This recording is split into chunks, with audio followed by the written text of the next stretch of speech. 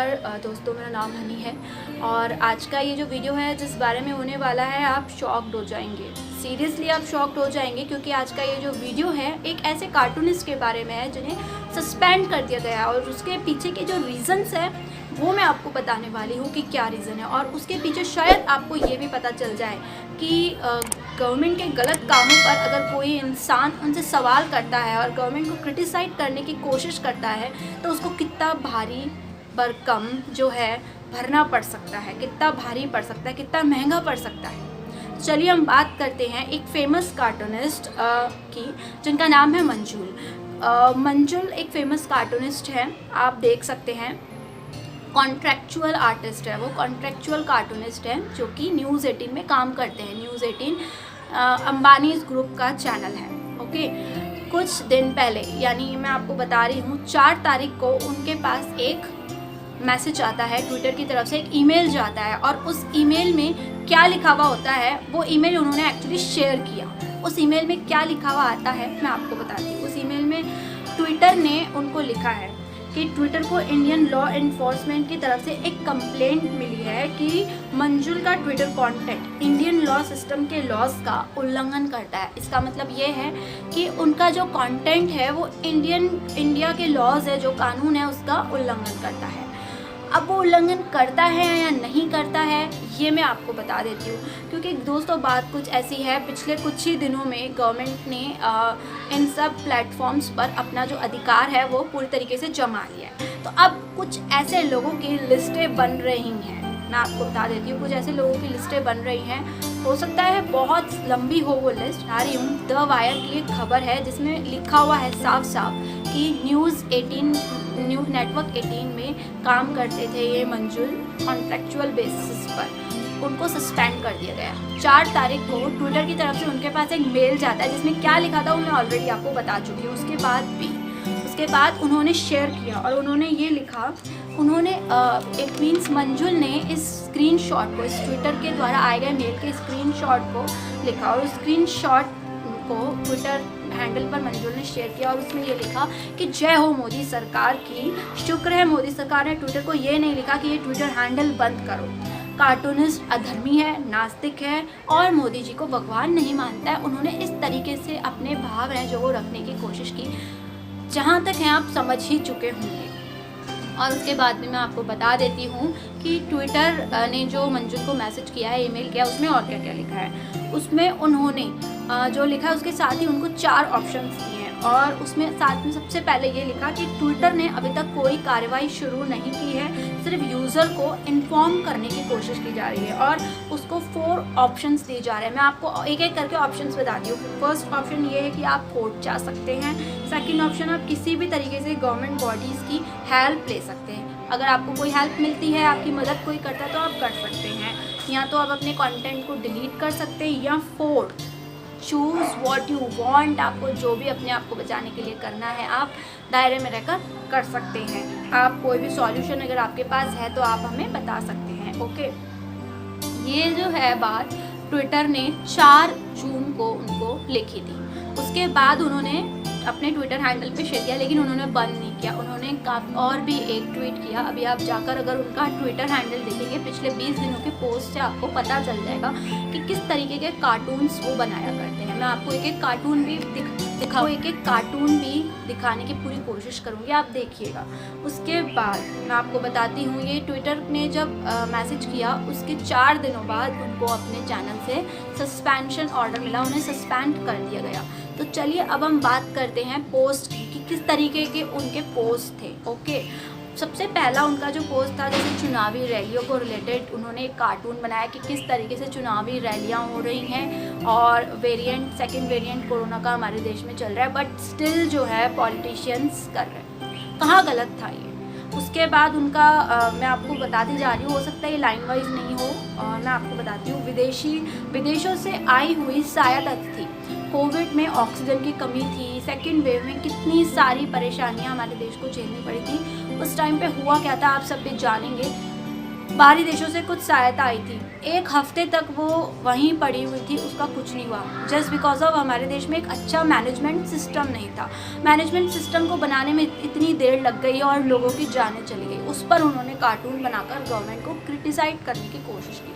उसके बाद गंगा में मिली डेड बॉडीज़ पर सरकार की लापरवाही और सरकार के पॉजिटिविटी पे जो ज्ञान दिया था, सरकार ने पॉजिटिविटी पे जो ज्ञान दिया था, उस पर उन्होंने सरकार पर बहुत बड़ा तंज कसा था।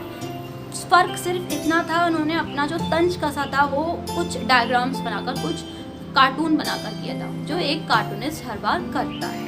उसके बाद कोविड की डोज के बीच, सेकेंड डोज और फर्स्ट डोज के बीच जो गैप था, उसको लेकर जो बातें हुई, पहले वो जो गैप था वो कम था, बाद में वो गैप बढ़ा दिया गया। क्यों बढ़ाया गया, उस पर भी उन्होंने सरकार पर तंज कसा था, आप देख सकते हैं। फिर मोदी सरकार के 7 इयर्स कंप्लीट हुए थे, वहाँ पर बाकी लोग, सरकार के कई ऐसे लोग हैं जो सपोर्टर्स हैं, वो सरकार के अच्छी चीज़ों को गिनाए जा रहे थे। लेकिन हमेशा की तरह एक कार्टूनिस्ट हो या एक पत्रकार इट मीन्स जर्नलिस्ट हो, उसका ये काम होता है कि आप गवर्नमेंट की गलतियाँ गिनवाओ ताकि वो उन गलतियों को उन पर ओवरकम जा सके, उनको सुधार सके। जर्नलिस्ट का काम मेजरली यही होता है। उसके बाद भी कई ऐसे लोग हैं जिन्होंने गवर्नमेंट को क्रिटिसाइड करने की कोशिश की और वो गलत नहीं था। सिलेंडर्स के जो दाम हैं वो बढ़ गए, पिछले 7 सालों में पेट्रोल के दाम बढ़े हैं, तेल के दाम बढ़े हैं, इन सबको लेकर भी उन्होंने एक पोस्ट की और वो भी ये जो आपको स्क्रीन पर दिख रही है। उसके बाद सोशल मीडिया को लेकर उनका एक कार्टून था, किस तरीके से सोशल मीडिया को अपने हाथ में करने की कोशिशें हैं जो वो गवर्नमेंट कर रही है। उसके बाद चाहे वो संबित पात्रा वाली कंट्रोवर्सी हो, चाहे वो कांग्रेस टूल किट की कंट्रोवर्सी हो, चाहे वो बाबा रामदेव और IME का जो विवाद था उसका हो, सब पर उन्होंने अपनी राय देने की कोशिश की है। राय नहीं बल्कि गवर्नमेंट की गलतियाँ गिनाने की कोशिश की है। और हुआ क्या, जो गलतियाँ गिनाता है उसको आप ट्रैप कर लो, पकड़ लो, आप उसको नोटिस भेज दो, आप उसको सस्पेंड कर दो, दैट्स इट। उसके बाद सेकंड, उनका जो लास्ट जो उनका ट्वीट था वो था सेकंड वेव। अभी कुछ ही दिनों पहले अगर आपको पता हो तो प्रधानमंत्री जी ऑनलाइन आए थे, तब उनका देश के नाम संबोधन था। क्यों था वो भी आप सबको पता है, क्योंकि उससे कुछ दिन पहले सुप्रीम कोर्ट ने गवर्नमेंट को क्रिटिसाइड किया था। सुप्रीम कोर्ट ने गवर्नमेंट से कुछ सवाल करे थे और नागरिकों का एक मौलिक अधिकार बताते हुए, वैक्सीन को एक अधिकार बताते हुए कहा था कि आप मौलिक अधिकारों का हनन नहीं कर सकते। उसके बाद ही मैं आपको बता देती हूँ, सुप्रीम कोर्ट ने ये भी पूछा था कि वैक्सीन पर 35,000 करोड़ रुपए का जो आप एक्सपेंडिचर लगा रहे हो उसका क्या कर रहे हो।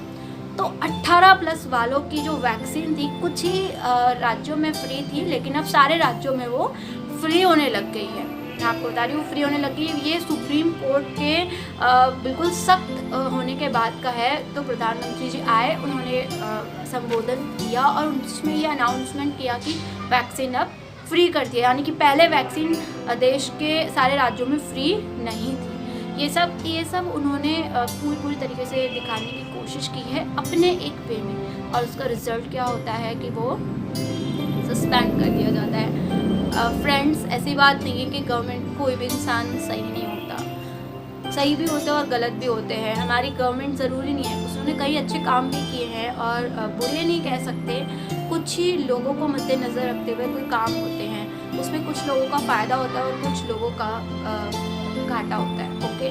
लेकिन अगर बहुत ज़्यादा ऐसी मेजॉरिटी है जिनका फ़ायदा नहीं हो रहा है तो उनका काम को हम गलत बता सकते हैं, ओके ना। बहुत ज़्यादा लोगों का फ़ायदा नहीं हो रहा है और ऐसे कई सारी बातें हैं, ऐसी एक बात नहीं, कई ऐसी बातें हैं जो टाइम टू टाइम में शेयर भी करती रहती हूँ। तो अब होगा क्या, सोशल मीडिया के ज़रिए हो सकता है उन सभी इंसानों पर नज़र रखी जाएगी जो कि समय समय पर गवर्नमेंट के सामने अपने सवाल रखते हैं।